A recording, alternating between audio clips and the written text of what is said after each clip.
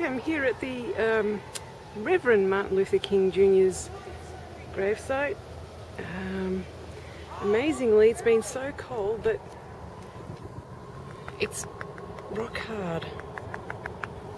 So that gives you an idea of just how cold it's been in the past few days.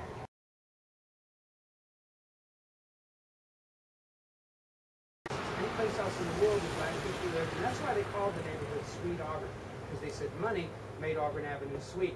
And you've got two different types of homes out here in front of you. Down to the right, you've got some nice, big, beautiful, Queen Anne Victorian style homes. Those houses are lived in by some of the people that had a bunch of that money. These were some very successful and prosperous African-American entrepreneurs, businessmen, you know, like store owners and shop owners, professionals like doctors, lawyers, dentists, clergymen, salesmen like real estate salesmen, insurance salesmen, and that's who lived down there. And they were great role models for ML and the other kids in the neighborhood of economic success.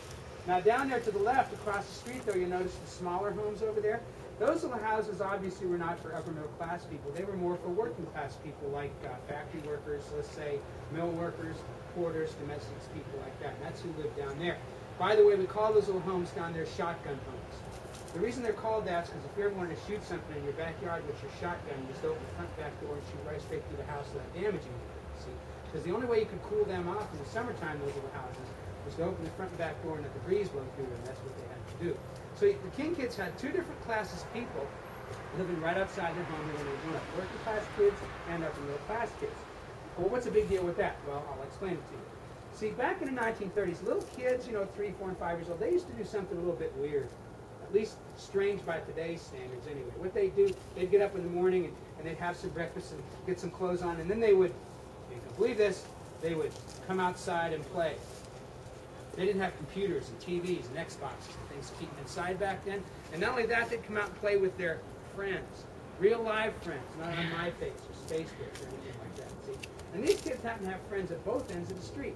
They had friends there among the upper middle class kids and the working class kids, and they learned at a very early age that it didn't matter whether your friends had a lot of money or whether they didn't. Friends were just friends, people were just people, kids were just kids, and that's one of the first lessons these three children learned here in this neighborhood was that tolerance that they're so famous for, because having had both classes of people right outside their front door when they were growing up.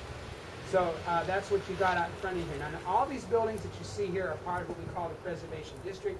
Most of them on the outside, they're made to look exactly like they did when ML lived here, but inside, they're nice modern facilities, and everything's being used for something as much as possible. Most of them are actually still homes.